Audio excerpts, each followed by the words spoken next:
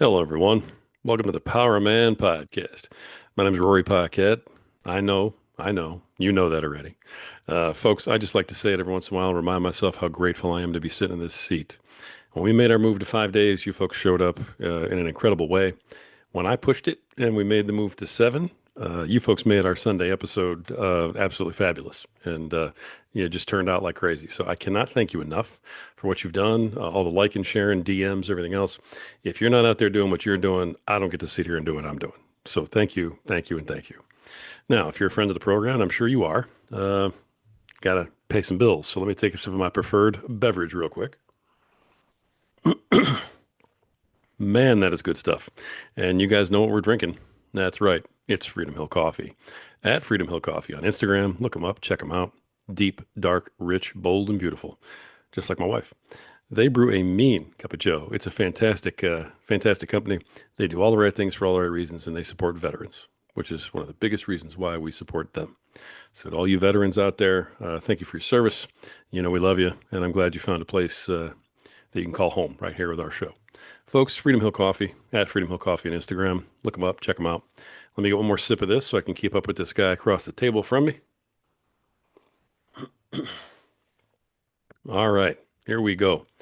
Please welcome to the show, international entrepreneur, uh, presenter of, and author of Monetize Your Mindset. It's going to be a great conversation, you guys. He has two YouTube channels, Beyond Limbs, Amputee Answers and Options, and Side Hustle Samurai. Cannot wait to hear what this guy has to say. Please welcome to the show, Bart Merrell. Bart, how you doing today? Doing great. Thanks for having me on the show. I appreciate it very much. I love this topic. Something that we talk about a lot in our groups and things like that. Before we kind of dive into all this, why don't you tell everybody a little bit about who is Bart? You know, what are you about? What brings you here today, man? So I grew up in a small town in southern New Mexico. If you're watching this, the Boot Hill at the bottom of New Mexico, right in the center of the Boot Hill is where I come from. Yeah. My dad used to say it's where the west ends and or the west begins and the road ends. Actually, he said it this way: when the road where the road ends and the west begins. And There you and go. that's exactly what it was. That's awesome. There you go. And and so I grew up down there. I went to school in accounting, and I was studying accounting because I wanted to be an FBI agent and chase serial killers. And that Okay. is the easiest way to get in the FBI back when I was doing this back in the 90s. And we had a family friend that said, "Yeah, you want to go in accounting. Once you get in the FBI, you can apply to the different positions that are open. And if you're good, you're going to go there. You don't have to stay at the accounting white collar stuff." And Wow. so that was my goal. I went to school, I studied accounting. I did not like accounting. I was not good at accounting. If there was accounting in the class name, I could study my butt off and I would get at best a B minus. But usually I would on the C in those accounting classes. Other classes I could study minimally and get an A or a B. So I just was not I didn't have accounting in my DNA. It was just a means to an end. I see. And I had 1 quarter left. I decided I was going to go out on the farm and improve my Spanish because the FBI likes Spanish. While I was down there, I was making money, and in the middle of nowhere, there's no place to spend that money. So it was burning in my pocket. Friends, not FBI, Border Patrol agents, customs agents, police, police force people that were getting this new surgery done on their eyes to correct their vision. It was called RK. So Hmm. this is before LASIK. And I decided, I have money. I'm going to go do it. I went and did it. Got back up to school, started the application process to the FBI, and I was informed that surgery automatically disqualified me from the FBI. Oh I no. was devastated. Oh my goodness. So it was experimental surgery, and they didn't want to spend all this money on you and then have you all of a sudden go blind. Wow. I heard from a bird that you could get it done after you got in the FBI. Anyway, I was devastated. I went ahead and finished. I graduated with my accounting degree. I was hanging out. One of my buddies jokingly asked me, "Hey, do you want to go back to Japan?" Because I'd lived in Japan for a couple of years. I spoke Japanese quite fluently. And I was like, hmm, yes, I do. They had sold a bungee jump tower to Japan, and they needed someone to go train the staff, help build the tower, do all that sort of thing. And so I jumped at the chance. I did it. I was a few months later, I was on my way to Japan to push little Japanese people off the top of an 8-story bungee tower. And that's kind of how I started my after college career. Now, my dad, he wasn't just a farmer, he was a businessman. He had several businesses happening, mainly in the agricultural industry. He was part owner in a dairy up in Idaho, part owner in a mushroom warehouse in Utah, part owner in they called it the Onion House, which was a produce warehouse where they would bring produce out of Mexico and then distribute it to the different grocery stores. That place is where Diamondback Stadium stands, or was where Diamondback Stadium now stands. Huh. When they wanted that property, Dad made a chunk of change, Hmm. and so I learned from Dad. He showed me how to be prepared for the opportunities when they came, and that's kind of how I've lived my life. I've never done the real job thing. I applied for a couple of positions in accounting right after I got out of college. They didn't happen, and thank goodness, because I really didn't want to be counting other people's money. I And don't blame so you. I've I look back on my life and I say, huh, I was just lucky. But what does Seneca say luck is? It's when opportunity meets preparedness. Mhm. And then I add, you have to take action. And that's what I've been doing my whole life. And so I call myself the side hustle samurai because I've been side hustling since I was 15 years old. Interesting. Interesting. All right. So you've been creating income opportunities for yourself because you don't want to go work for somebody else, right? Exactly. I don't want to be told when to be somewhere, where to be there, and what to do. Gotcha. All right. So let me ask you, it sounds like there's a couple things you have going here with the book and the YouTube channels. What made you start the YouTube channels? Why don't we, kind of start there? You got a couple definitive ones.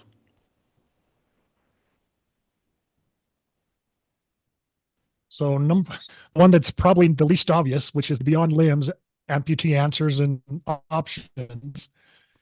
Last year in March 25th, I had to have my lower left leg amputated. Oh, wow. And and so whenever I got the news that this was going to have to happen, my monetized mindset kind of said, okay, I don't like this. There's nothing I can do about it. It's going to happen. So how can I monetize it? Wow. And I kept thinking about that. I kept thinking about that, thinking about that. So 6 months before my operation and 6 months after my operation, and then 6 months post op, the opportunity came where I told my prosthetist, like, okay, your competition has a guy to talk to people and help them through this process. You don't have a guy. I'm your guy. We started negotiations. And so I'm a 1099 contractor with him. And I help people go through what it is I had to go through. Oh, wow. And so and as I was waiting for my surgery to happen, I went down that YouTube rabbit hole. And I found people like me who had gone through what I was going to go through, but they didn't have the credibility with the backing of the prosthetist. They were just giving their own opinion. And then I went down prosthetist YouTube channels, and oh man, talk about boring and having trouble listening to them. Yeah. I wanted to poke my eye out, just because they got that I don't know, that engineer, that accounting mentality where they're kind of boring. And so I partnered with my prosthetist to have a YouTube channel where I could answer the questions that I couldn't find. I could hopefully make things a little bit more fun and exciting, and I still have my prosthetist there for the credibility backing me up, Hmm. or I'm backing him up. And so we started that YouTube channel. And then the obvious one, Side Hustle Samurai. So it comes along with when I wrote the book. So here's my book, Monetize Your Mindset. When I wrote that book, that was in 2017, 18, when I started writing that. I was volunteering at a drug rehab center. It was a 90-day in-house drug rehab center. And I was listening to, and so I was there to help people learn how to speak. And so they could tell their story better. It was like a Toastmasters inside this drug rehab center. And I was listening to Jen tell her story. And she was talking about how, as a kid growing up, when they were out and about, they were pretty much normal like everybody else. When they went and the neglect happened. And so until she went to college, she didn't realize that other people didn't have that abuse. She thought her life was the same as everybody else's. Hmm. And I was sitting there listening to her, and I was thinking, that's the same way when it comes to thinking about work and finances and making money. If you didn't grow up with my dad or someone like my dad, then you don't think like I do. And so that's why I wrote the book, to help people think like I do. This book is not a how-to book, it's a how to think book. Hmm. And so it helps people's minds start moving so that they can identify their ideal side hustle, the side hustle that is unique to them. And that is what I do whenever I work with people, is I take them through a process to help them identify their ideal side hustle that is unique to them. Into I'm selling, or to sell my stuff, I'm looking for the things that they already know and do that they can turn into dough. Hmm. And that's what I do, and try and help people. And that's kind of how it started. Was I was listening to Jen. I've been doing it ever since I was a kid. My first side hustle, I bought my first stereo at age 11. I love to listen to music. And it was an all-in-one Sanyo all-in-one system. Had a cassette deck over here. I wonder if you're old enough to remember what would be on the other side. A cassette deck over You're on one side. probably not. Cassette deck's over here. Okay. On the Speaker. other side, what's over here? Speaker, probably. An 8-track player. Oh, wow. And Yeah. then in the middle, it had a tuner. It had the radio, and then on top, it had the record player to spin records. And so Nice. I bought that at age 11, not realizing that I just bought a liability, because every time I went to town, I would have to buy the new tunes. You can't have a stereo without new tunes. And for an 11-year-old kid, that's expensive. Yeah. Yeah. Then when I got my driver's license at age 15, I started a mobile disco business. I bought me an enclosed trailer, upgraded my speaker system a little bit, and I'm in Podunk, New Mexico. There's nobody hiring 15-year-old DJs. And so I did it myself. I created my own opportunity. I rented the community center, hired an off-duty cop for security. Mom and dad took money at the door. I spun records. Everybody danced and had a good time. And as a kid, I was making $400, $500, $600 a night Wow. doing something that I already loved. And back then, that was a lot more money than it is today. Yep, Yeah. absolutely. Oh my gosh. And So you've been so this I've way your been whole side life. hustling since I was 15 years old. Yes, yes. Okay. All right. I got it. And you learned this from your dad, basically. This kind of mindset about just find a way to make money. So dad didn't ever sit me down and teach me the birds and the bees of business. He just showed me by example. I watched him. And then when I started my DJ business, he encouraged me. He helped me. I mean, mom and dad, every time I was doing a dance, they're the ones taking money at the door. This we needed someone we could trust. Yeah. Oh, I And love so that. hopefully I could trust mom and dad. I love that. So you've been doing this for a while, doing these side hustles and things. So what other types of side hustles have you Yeah. done? And so Yeah. so I took the first bungee jump to Japan. And then I created a relationship with the Japanese company where they liked me because I would do pretty much anything. I was a hard worker. I would do what they ask, and they thought I was pretty smart. Maybe I'm not as smart as well. Maybe I think I'm pretty smart. My wife may not think so, but I do. And so we had this relationship. And so the next year we did five more bungee towers. And then in the next year, they called me and they said, "Hey, we saw this thing. It's called the Sky Coaster. It's a big swing thing. We want you to go try it." And there was one about an hour away from where I was going to college. And so where I was living after college. And they said, "We want you to go try it." And so they paid me $200. I took my girlfriend, I went and tried it. And they said, "Okay, do you like it?" Yeah, I love it. Okay, let's get it going. Let's get it over in Japan. So I took that over there. Anyway, I would go back and forth. I'd spend probably three to in Japan, make enough money to live, and then when I'd get home, I'd do whatever I wanted. I would weld for a welding shop for a little bit for fun. I just did my own thing. And then when I was in Japan, I would go to the gym. And I'm pretty big. I'm 6'4", 235. And I would go into this gym, and because I'm this big gringo, this big gaijin is what they call it in Japanese, nobody would talk to me except for the gym staff. And then finally, this about 2 weeks down the road there, this Japanese guy walks up to me and he goes, "Hello." And I said, "Hello." And then I started speaking Japanese to him, and he was like, "Oh, I'm glad you speak Japanese because I was done at hello."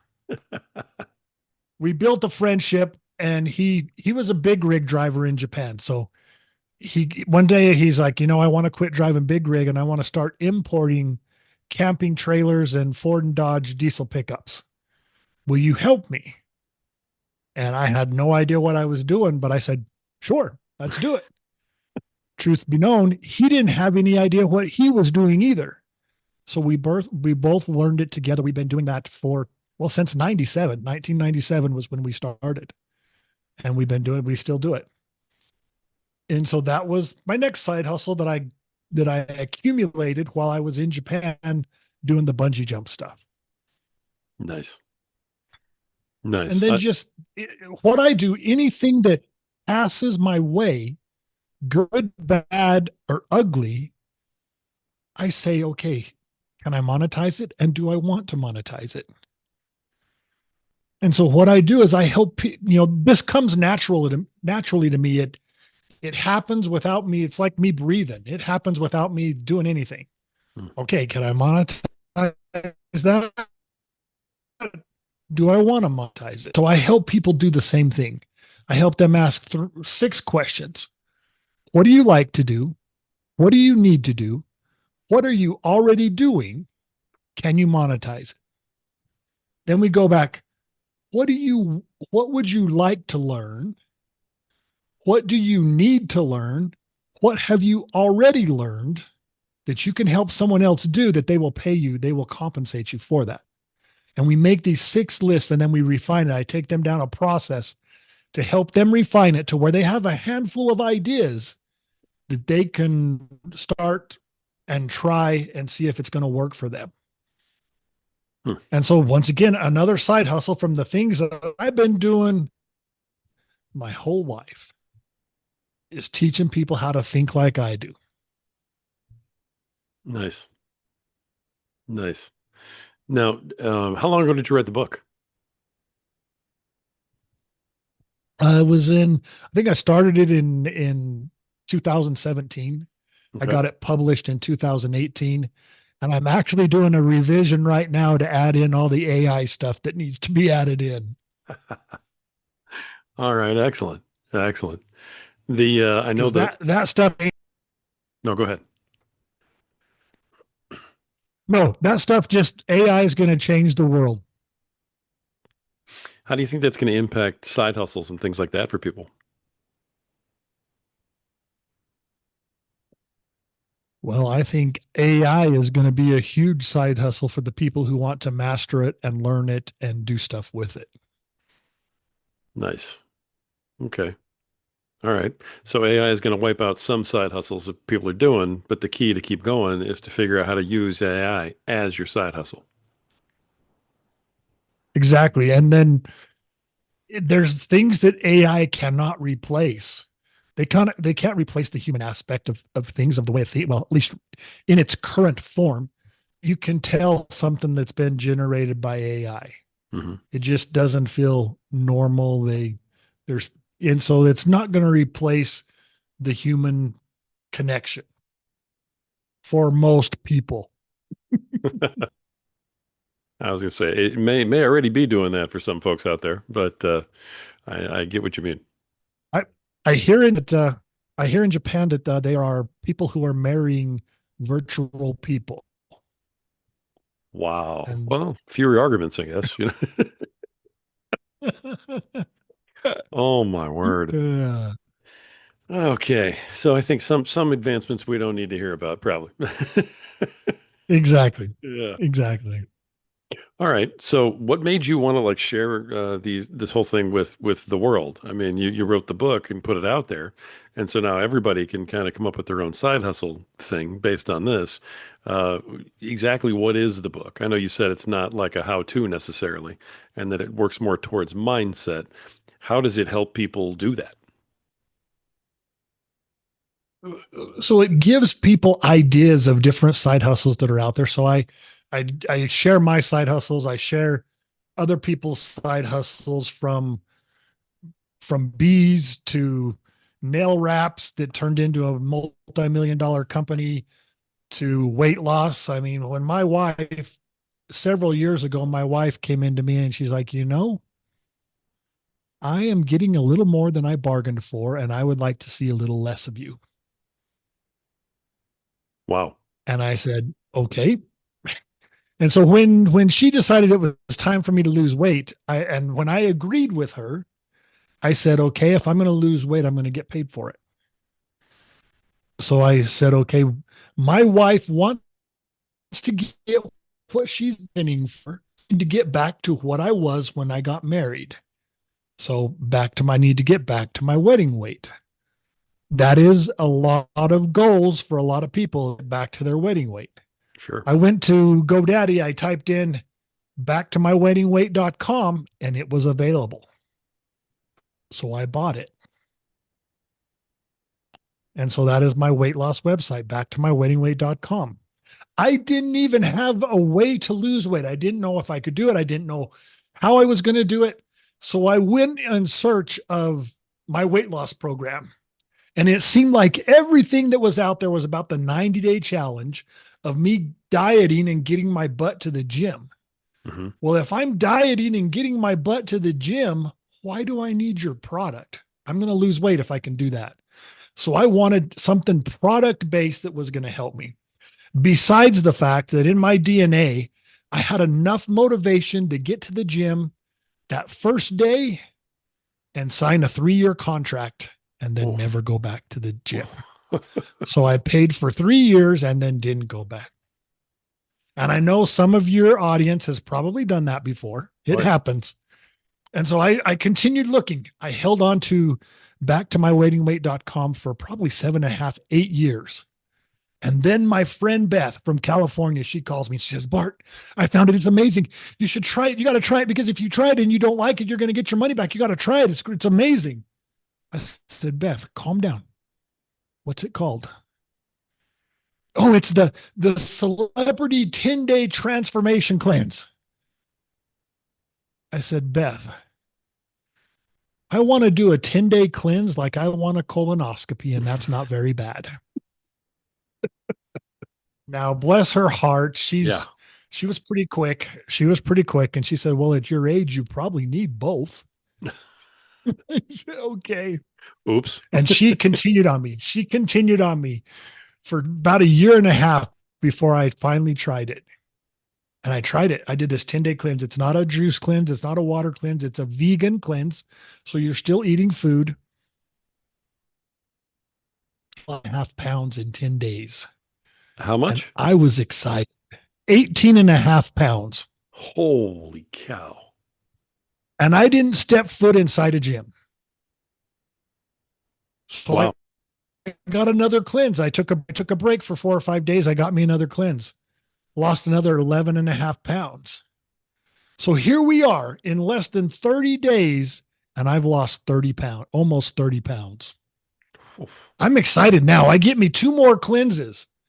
In 2 months and 5 days, I did four cleanses and I lost 48, 48 and change, like 48.5 pounds. I got back to my wedding weight in 2 months and 5 days. Now, Wow. this was the holy grail of weight loss programs for me because I didn't have to step foot inside a gym. I even have a picture of me in spandex shorts out there, which I never thought you would, I never thought I would see that, but it happened. So the point is here, it wasn't about the program. The point is, it was about something that I needed to do. I didn't want to do it. I mean, I wanted to do it, but I didn't do the exercise. I didn't want to do the hard things. I did it, and I turned that website into a stream of income for me. Anywhere from zero to $1,000 a month, depending on how much I'm pushing it. It's a stream of income to me Hmm. Okay. Now I know you don't want to give on away the something secret that sauce, needed but to something that I wanted to. yeah, I know you don't want to give away the secret sauce on that, but I'm sure the people who are hearing this story are going, okay, that's great. You make a website, but how do you monetize that? Is there anything you can tell people about that, maybe? So with the weight loss, it was just about showing my results and sharing, being authentic online, showing me drinking the green drink. Hmm. And then the before and after sells it itself.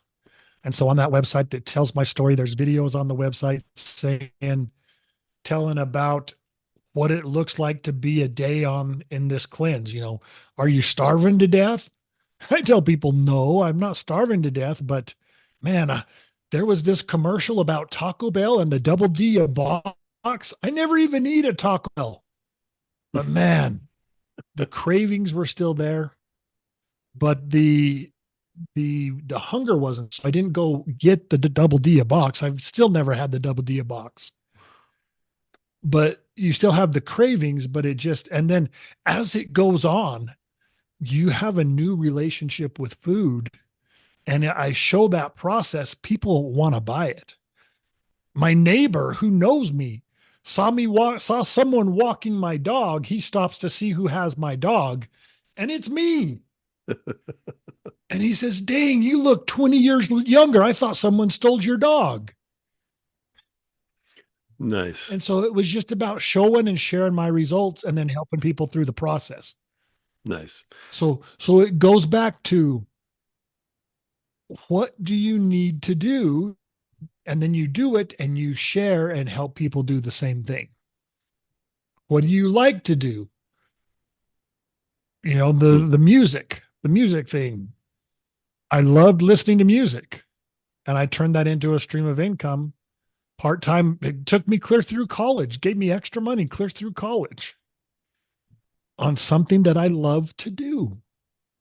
Interesting. Things that you're already doing. Everybody has to live somewhere. I have never paid, or let me rephrase this a little bit. Someone has always been paying at least half of my mortgage since I was a homeowner. I bought my first house just out of college. I took the room that I wanted, and I was a single guy. I rented the other 5 rooms out, paid for my mortgage, and then some. Then I got married. I lived upstairs, rented out the basement, covered more than half my mortgage. Then we sold that house, moved to our current location, purposely looked for a house with an accessory apartment, a mother-in-law apartment. Currently it's rented out. It pays more than half my mortgage. I've never owned a property that I was living in that I didn't have at least half of that mortgage paid by someone else. Wow. And that's passive income, buddy. That's income that I don't have to work for other than finding a new renter or if something breaks in the apartment, having to fix it. I mean, it's passive income. Right. Comes in like clockwork. So are you selling products on the website, or are you making it a membership situation? Is it an affiliate type deal? For instance, on the weight loss website, how did you actually get that people to pay money for something so that it was became monetized? And I get it. An affiliate. And so I have an affiliate code that I give them. They go buy the stuff on the company that sells the product. And then I kick back every time someone purchases something. Hmm. Interesting. Okay. Excellent. I appreciate you explaining that. All right. Good deal. So you've just been doing this as you go. I mean, every time you turn around, there's another project that you're monetizing.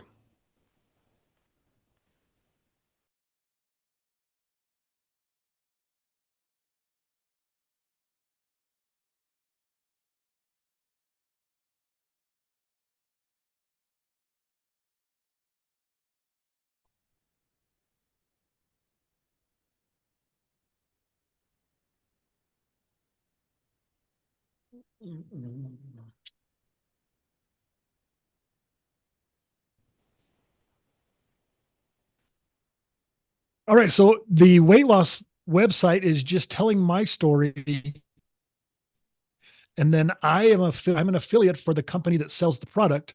I have an affiliate link that I give people a coupon code to whenever they want to buy my stuff and do what I did. And I coach them how to do it for free. I just get a kickback from the company when they sell the stuff. And so like I said, Hmm. that website became an income to me by, I don't know, in busy times, 1,000 a month. If I'm not promoting it, if I'm not doing anything myself, I'd go and I show that I'm drinking my drink, the before and after weight loss of me in the spandex shorts. Everybody wants to buy when they see that. Come on. And so I get a kickback every time someone uses my coupon code. And that's how that turned into a stream of income.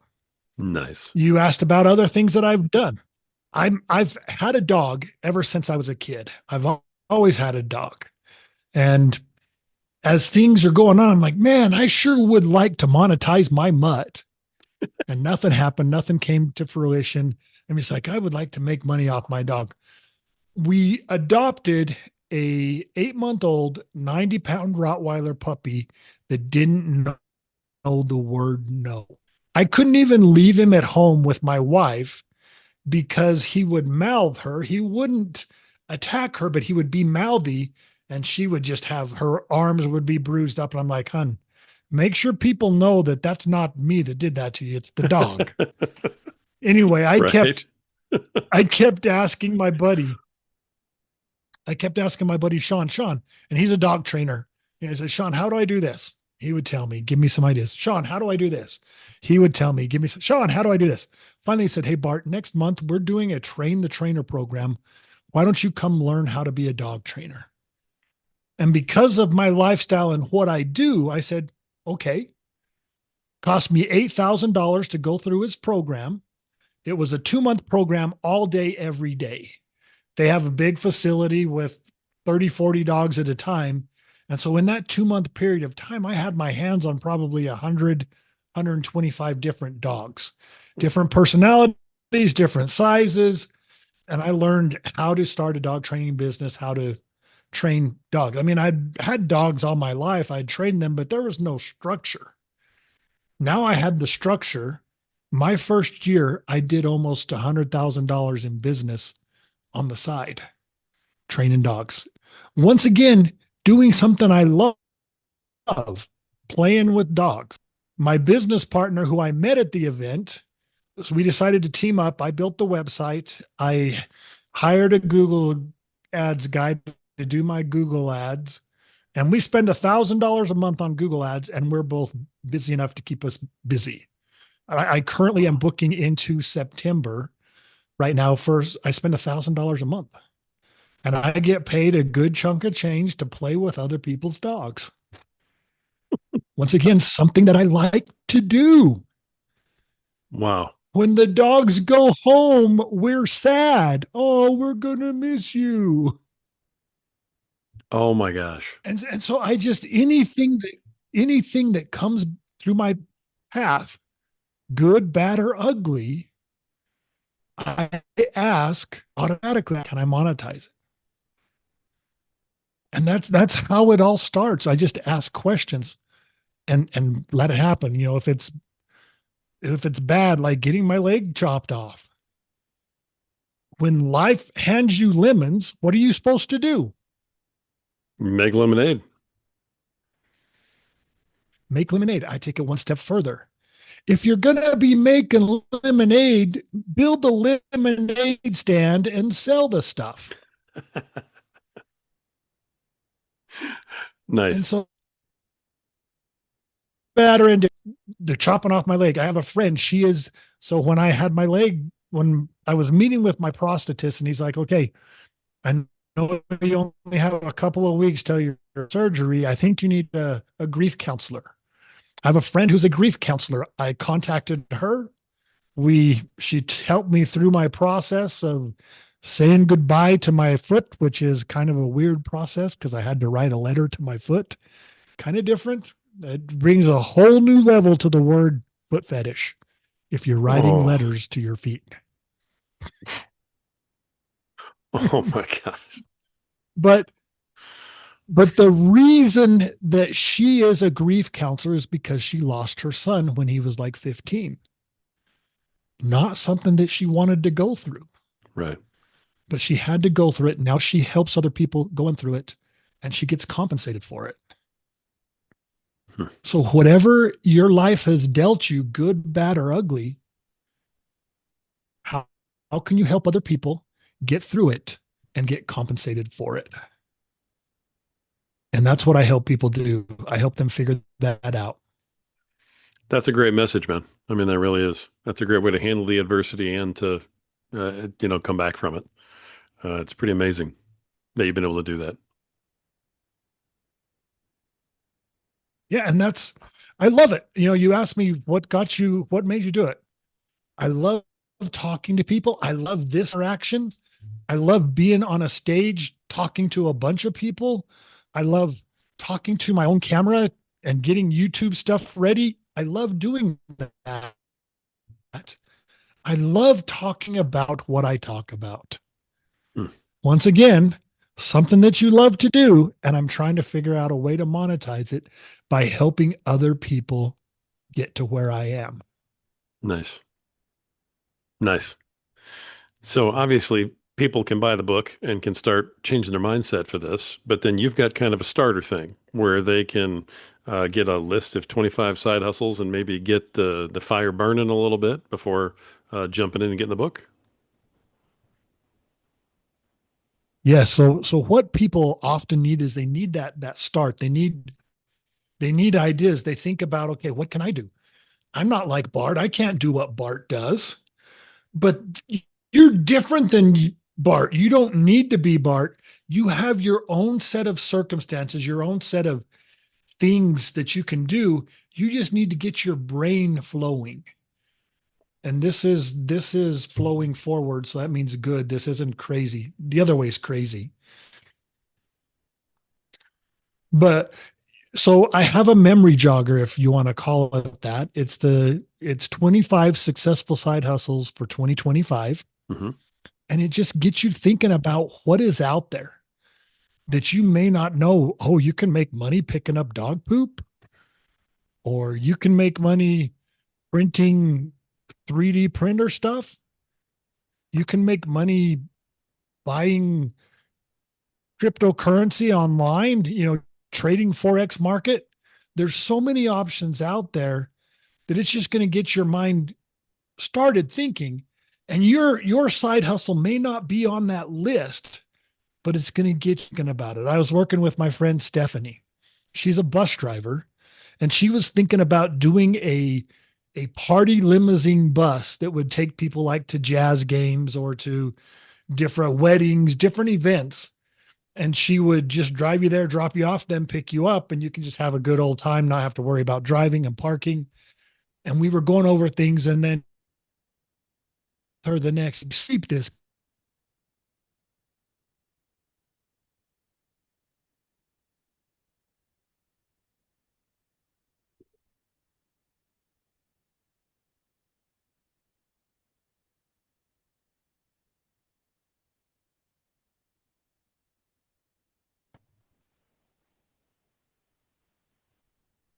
So like I was working with my friend Stephanie, and she is a bus driver, she's a school bus driver, and she wanted to do this party bus to where she would take groups of people to a jazz game or to a concert, to a wedding, and she would take people there, drop them off, pick them up. They don't have to worry about parking. They don't have to worry about whether they're drinking or not. They just have to go have a good time. And so I was talking with her and we were going through things. And the next day we met. I said, sleep on it, make your lists, and come back and let's meet. She comes back and she is excited. She's like, Bart, I came up with this. She's a bus driver. If she has her own bus, she can give people the driving test so that they can get their CDLs. And she didn't even have to do any marketing. She goes and gets certified to be the driver. And then the people that go take the written test for the CDL test, they get a handout from the DNV with a list of all the people who can give the driving test. So her marketing is already done for her. The Oh, people that are wow. close to her are going to pick her. And she gets $250 a pop just by taking people out for an hour in a driving test. Wow. I didn't come up with that for her, just us talking and getting things flowing in the brain. And she generated that idea herself. Nice. Like I said, I have no agenda on what I want you to do. I want you to find your ideal side hustle that is good for you. Nice. And that's what I do. I help people do that. Nice. And so the list of 25 is just kind of like to jumpstart your brain and get you thinking that way then with like examples. And yours may be on there. I don't know. So, you guys that are out there listening, just it's about your experiences and what you want to learn. Nice. And if it's I not, speak yeah. I speak Spanish and Japanese. I speak Okay. Spanish and Japanese, and I could put together a Japanese school to where we do Japanese conversation classes, and I could probably have several students and have a good old time. Have I done it? No. My wife speaks better Japanese than I do because she's a real Japanese. And I also met her at the gym where I met my business partner. But that's something she could very well do as well. She hasn't chosen to, but that's something she could do. Nice. So what are your experiences? What do you have that you can offer to someone else, help them and get compensated for? Excellent. Excellent. Well, if nothing else, this is a great endorsement for going to the gym because good things happen there. I guess. But for some reason I don't like to go to the gym anymore. That's great. Oh, no, I love it. I love the information. I really do. And I love the mindset that you're trying to get people into. I really do. It's sort of elastic, in your brain. It's a break out of that box that we're all stuck Yeah. in. Yeah. Well, and So, like I told you, I mean, going to the hospital that morning to get my leg chopped off was the hardest thing. It was the most terrifying thing I've ever had to do in my life. It was, I mean, to me, it was like a death row inmate walking to the death chamber. I was going to be walking in, but I wouldn't be walking out. And so it was terrifying, but I was able to turn that experience into an income stream by just helping people through that same, they're going to have to go through it. And it's sometimes people say I make it look easy going through that experience because I had a very positive attitude. I expected the best to happen, and it pretty much has. It's not been easy, but I've dealt with it pretty easily, and that's what I will help people that need that help do. Once again, it wasn't easy, but I'm helping people through. I mean, I'll be totally honest with you. I did not want to look at my leg once it was cut off. mm, Whenever they took off that bandage the first time, I had to force myself to look at it and force myself to take a picture, force myself to post it on Facebook because that was the only way I was going to get over it, was to have it out there and be open. I didn't want to I didn't want to go out. I didn't think I would go out and about after I got it cut off because for two reasons. One, I didn't want to be seen without a leg. And two, I didn't want to fall on my leg and hurt my leg because I don't like pain. mm. But I don't even want to say I forced myself to do it. I did it. And so how did I get over it? I bought me some pajamas that were kind of funny that I would put on and I would wear them out and about because that would, if people were staring, they were staring at my funny pajamas. Had a big donkey on the front and it had lazy ass. And all over the pants, it had donkeys and it said lazy ass. So if they were staring at me, it wasn't my leg. They were staring at my lazy ass pajamas. Your And your so, attitude, man, is incredible. and that's what I try and share with everything, not just getting your leg cut off, but with, because things are going to go wrong. Things are going to go wrong when you want to be a side hustle. I've had failures. And I've also, one thing that I want to point out to people is you're going to miss opportunities. When I was in Japan, this is 1994, I took the bungee jump to Japan. And I'm seeing all these huge nets. And I'm like, man, what is that? And it was called F1 golf. And it was basically top golf in Japan before it was even a thought about in America. And it was called F1 golf. And it was amazing. And I thought, oh, I need to take this back to America. And I started doing my research and my investigation and trying to figure things out. And there were just too many zeros at the end of the numbers that was going to cost me to do it that I couldn't, my 24-year-old self couldn't get my brain around it. And I, I, I love my life. So I'm not saying I wish I would have done it, but I shouldn't say always, but I think about it sometimes, especially when I'm talking to people, because I want them to understand that I was afraid to do that. And I think about what if I would have done it? Right. But you can't let that cloud your brain and get messed up because you still got to take chances. And then another one, there is this restaurant that I love in Japan.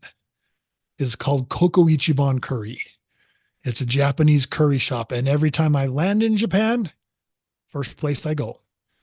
Every time I leave Japan, it's the last place I go. And I thought, oh, I wanted to bring this to America. I set up the funding. I had a guy in Japan that would fund it for me. He said, if it becomes successful, we'll split some of the profits. If you fail, don't worry about it. And so I basically had free money set up, Wow. but I got to thinking about it and I'm like, I don't want to work that hard.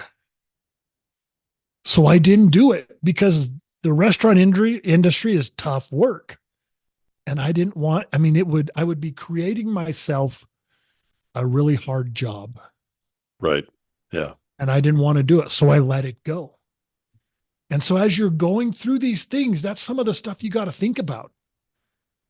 You know, do you Hmm. really want that lifestyle? I love it. I really do. That's a really good question for people to ask themselves too. And I bet, nobody thinks about that. If they're listening to that story, they're like, wait a minute, the guy's willing to fund your restaurant. Of course you'd do it. But they don't think about that second part. You're the one working open to close. You're the one Yep. working nights and weekends. And all of a sudden you're putting in 60, 70 hours a week at a job, Yep. not as an owner. Otherwise Yep. you're hiring everybody and then all your profits are going out the window in payroll. So And so there's another interesting. thing.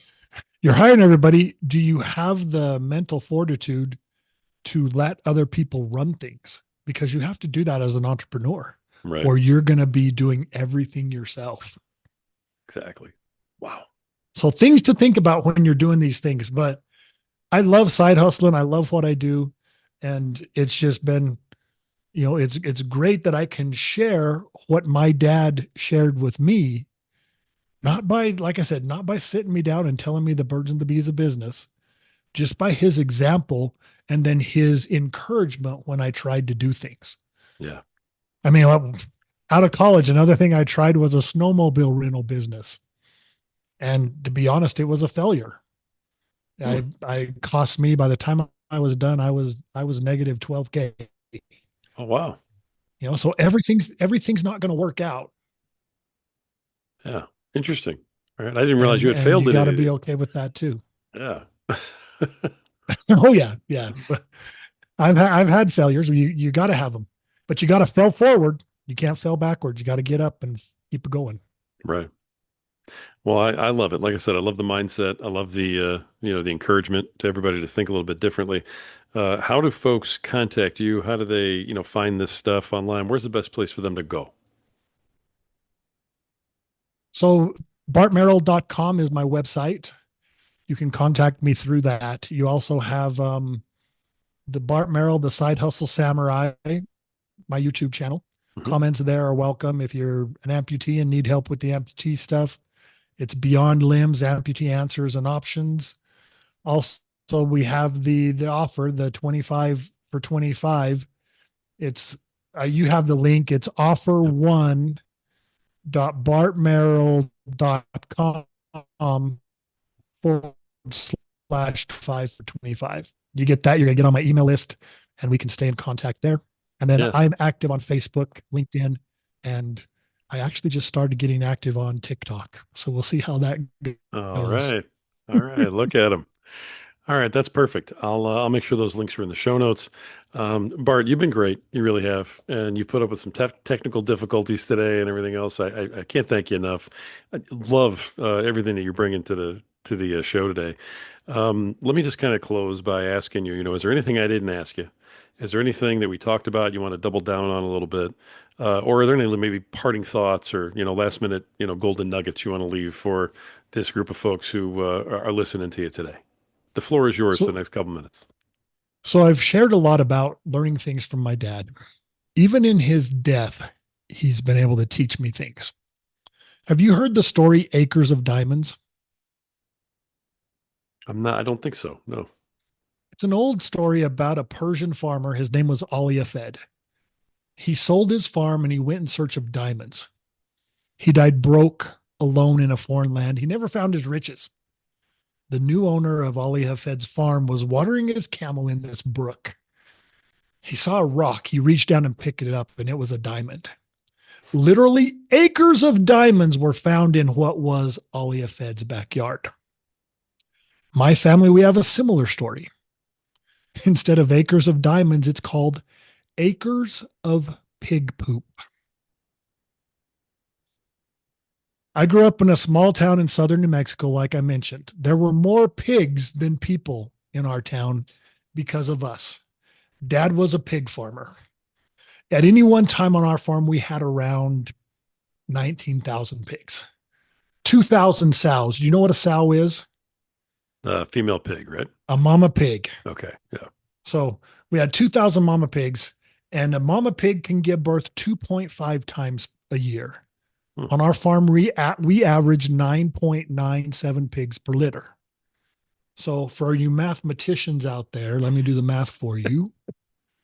That equals a lot of pig poop. Right. We had these three man-made ponds that we called the lagoons that we would send the stuff to. We'd rotate. They were settling ponds. Dad, like I mentioned, he wasn't just a pig farmer, he was a businessman. In his 60s, mid 60s, he decided it was time to shut down the pig operation and go in search of his next acres of diamonds, his next big opportunity. He died at age 81 and he never found his next big thing, his next opportunity. About 6 months after his death, we sold the farm for $235,000. It was a fair price for the property. The new owners, they were leveling those ponds, the man-made ponds. They'd been dry on top for years, but the heavy grader broke through the crust and sunk up to its belly in this black muck. They called in experts right there on the spot. They offered the new owners of what was our farm $2,000 a ton for the stuff. That's $1 a pound for old pig poop. Wow. The farm that we sold for $235,000 was now worth over $1 million. Oh my gosh. 500 tons of old pig poop was acres of diamonds right under my dad's nose. So I'd like to ask your viewers, what about you? Where are your acres of diamonds? Are you right there on the cusp of discovering them? Or are you overlooking them like Alia Fed and my dad? Because they could be right in your own backyard, right there within your grass, right there under your nose. They might even look like a pile of pig poop. So just be aware of all the opportunities that are around you and be willing to take action. You got to take that first step. That first step is the hardest. Take that first step, see what there is to see, even though you don't know what the outcome will be. You may not succeed, but it's better than wondering what if. Because when you wonder what if, you can't go back and change it. Right. Great story. Great So wrap up. there you go. Absolutely. Great story. Great wrap up, sir. I love it. You Uh, froze again. all right. Yeah. Of course, we had to freeze right at the end, right? So I caught your entire story though, so that was perfect, and I love it. I love your wrap Yep. up with it. So There you go. all right, I thank you, sir. I really and truly appreciate everything you brought today. The author and presenter of Identify Your or of Monetize Your Mindset, international entrepreneur, and has two YouTube channels: Beyond Limits, Amputee Answers and Options, and Side Hustle Samurai. Bart Merrell, thank you for being on the show today, Bart, and for bringing everything you have, man. I really appreciate it. Thank you. I appreciate you having me on. All right. Folks, that's been another episode of the Power Man Podcast. And the reason we bring powerful men on here like this with powerful stories and powerful messages is because, we want to help you to help yourselves to take back your power, to be better fathers and husbands, better men tomorrow than you are today. And the reason that we want that for you is because you have value, you have worth, and you matter. And at some point, you just have to believe it. Until next time.